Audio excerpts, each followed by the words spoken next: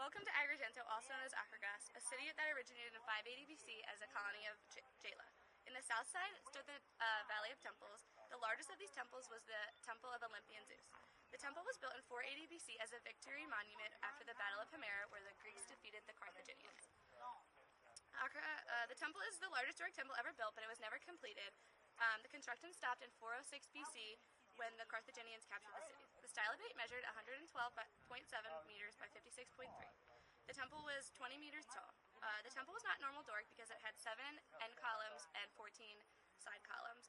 Also, the columns had 16 flutes rather than 20 flutes, which is typical for normal Doric structures. The grooves in the columns were large enough for a man to stand in between. It also did not have an open peristyle. The columns seemed to be attached to the wall.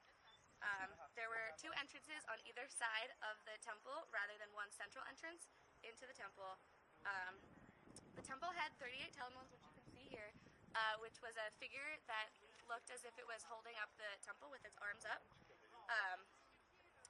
There is one reassembled here, but also one in the nearby museum. They were both very eroded, so they were hard to reassemble. On the east pediment, there was a depiction of the battle between the gods and the giants, which was the front of the temple, and on the west pediment, there was a sculpted depiction of the capture of Troy. In the center of in the cella, there were 3 aisles in the temple. The center one, they have come to the conclusion that it was roofless. The temple was destroyed by an earthquake, and then later in the 18th century was used as a quarry to build a nearby pier.